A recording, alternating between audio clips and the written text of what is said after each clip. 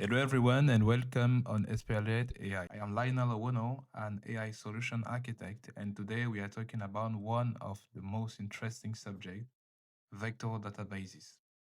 In the previous video, where I was talking about building a RAG, I said vector databases are one of the backbone elements when building AI applications. So today we are going to deep dive in that and to look about the history, why, how, and what are the main vendors working on it. As I guess there are a lot of person who are using one of those three applications or maybe all those three. So first of all, talking about Netflix, if you wonder that when you make a research using Netflix, you are able to find the right content, even if the element of the research are not inside the title of the all the descriptions, or maybe when you are using Google Lens and you can find for media, you can find for from an image, or maybe Shazam when you are walking and you are hearing a song and you just activate it to look for the right songs. So all these are some kind of application where we do use vector databases, even if before it was not like that, but they are definitely related. So let's have a bit of history. Vector databases began in early of 2000, underlying on some kind of technology that we call ANN, called for approximate nearest neighbors search, and high-dimensional indexing. And at this moment, there was not really databases that were able to that. So there were some libraries like Face from Facebook or Anai from Spotify or NHNSW that were built similarity research and in an efficient way.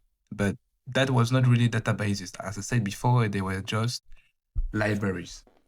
And in 2019, we began to see the first databases that were really called vector database. And for that, we have Milvus, you have Riviet, and you also have PyCon that reached in 2021.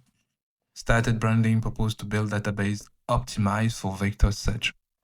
And of course, in 2022, we all saw the explosion of LLM and the rise of ChatGPT. And at that moment, vector databases just began to be like pop up everywhere. We were facing it like almost everywhere. So there are a lot of type of databases. And of course, in this video, I'm not going to talk about them, but one of the most known that we know are relational databases, where we have MySQL, we have MariaDB, we have Oracle, and many others. And for those kind of databases, information I store like Excel files. You see, you have some kind of array and columns where we store informations. And when we want to retrieve them, we just process like this, where we come and fetch for the information. And they used to be related like this, where we have foreign keys for that. And then you also have graph databases. Graph databases, it's much more like relational. When we are talking about Facebook and many others, we have graph databases. And today we are talking about vector databases. So just to see, vector databases can just store many things like document, PDF, TXT. They can also store music, video, audios. And there is a process that is done here that we call embedding. And then we're going to store our information in a special way. So later I'm going to explain the way it is, but you just have to see that. Here in relational database, you see you can definitely read them. You have Kudro, you have Rex, Fido, and it's the same here where we just store the information, but we represent the relation between them. But in vector database, that is not the case. We definitely don't store raw data. There is a process that is done here, and we're going to store them as numbers, as matrices in thousand dimension systems. So let's go and see the next part. So when we come to store data in a vector database, there is something that is crucial that we call embedding. If you can look at it like it's a process of taking a raw information. You can have text, you can have video, audio, you can also have pictures and many other things. Then passing them to embeddings, it's going to transform them in numbers, in matrices that we're going to store in our database. And that helps us in a way that we are going to be able to retrieve information easily, because if I have two informations that are closed, if I'm taking something like cats, dogs, pets, those words are closed, but if I was storing them in a raw way, you cannot really see the way they are closed.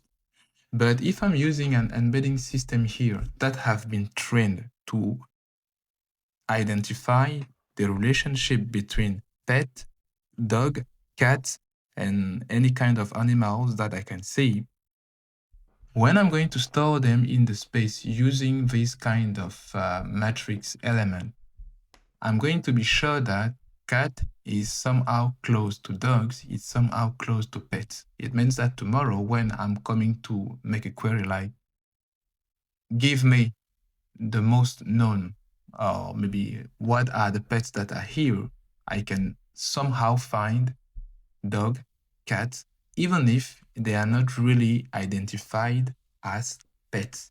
And that is the most interesting things that we find when we are working with vector database. If you can see here, I can have a cat that's going to be using embedding transform to be stored in my vector database. And of course, it's the same thing when I'm making a query.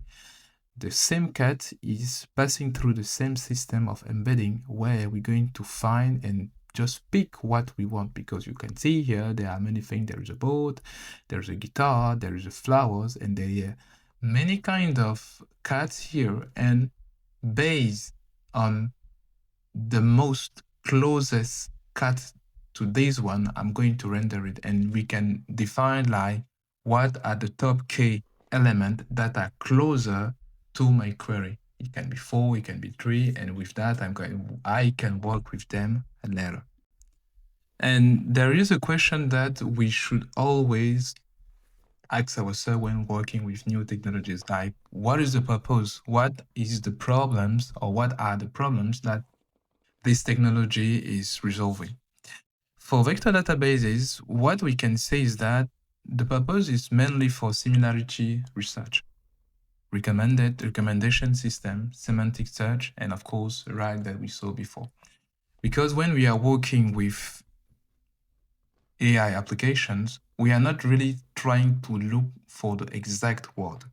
If I'm looking, as I was saying before, I'm coming and saying that, give me all the pets that you have in your system. There is not really a relationship between cats, dogs, pets, and other things, or maybe rats, or maybe rabbit, that I can find easily. But if in the way I build my embeddings, the way I train my model, I identify the relationship that exists between all these kind of items, it is more easy for me for that. And for that, I'm not going to look for textual research, but similarity research, semantic research, search going to be things that really fit to my needs. And one of the most problem that this solution just resolve is that, as I was saying before, with Facebook, there was not just libraries. And when we were trying to scale and to have a lot of data, we're facing difficulty because they were just libraries staying on top of normal databases. So dedicated vector databases help us with that. When we were having items that were represented using thousands of dimensions, it was very good. Even, of course, for performances, when we trying to make the comparison between a lot, like billion or thousand million of an element, using an item that is really dedicated and built for that make the difference. the way, of course, we persist it, the way, of course, we index and filtering all those kind of informations make the difference between just using libraries on top of those databases. So there is the problems that vector databases come to resolve. And what I can say is that one of the key players that we know, as I said before, you have Melviews, you have Weaviate, you have Pinecone, you have Quadrant also, and you also have ChromaDB that are one of the most used. ChromaDB, I definitely like it because it is open source. And that is what we used before in our video about building a RAG. And you also have different kind of databases, actors, and vendors that build those kind of systems. You have MongoDB, which added. You have also Redis. I guess we did the same. We did the same thing.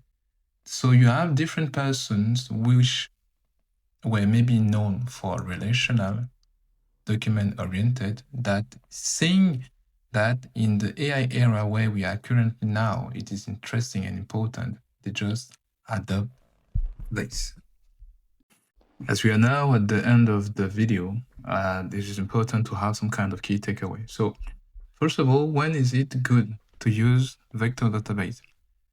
The first one is when, of course, you are doing semantic search, you want to search by meaning, not just by keyword.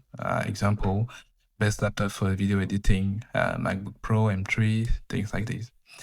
And of course, when it is about RAG, retrieval augmented generation, you are building a chatbot or an assistant that need to a context injection from external knowledge. And of course, for recommendation engines, for example, if you want to discover weekly things from Spotify or in all those kind of systems.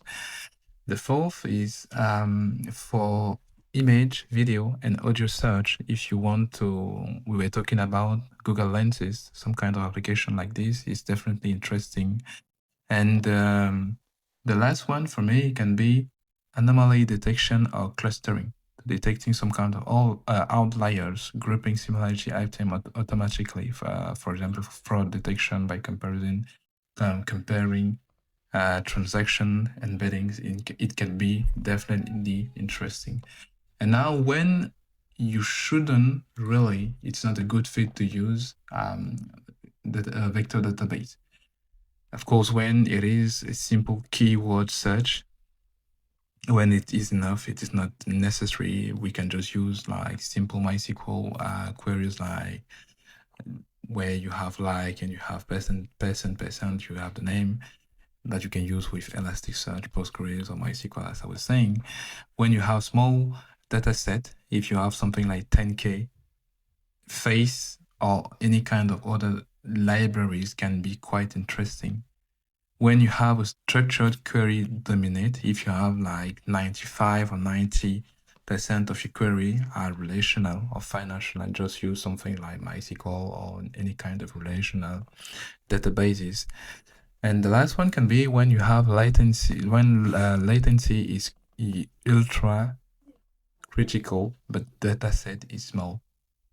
In-memory indexes like phase, HNSW inside app memory might be faster, so it's definitely interesting. And the last advice that I can give you that when you have less than 100,000 vectors, it can be interesting for you to try libraries like Phase, like Annoy that we were talking about in the beginning. When you are between that and 10 million vectors, of course, now you start about thinking about have a dedicated vector database like Milviews, Python, Weaviate, and other. And of course, when it is greater than that, definitely go and have 10 million vectors. So that is the most interesting thing that I can say about. I hope you enjoyed the video. I hope it's going to be quite interesting for later. And we're going to have another video where we deep dive in a kind of application trying to compare different things to vector database. Thank you for listening to me.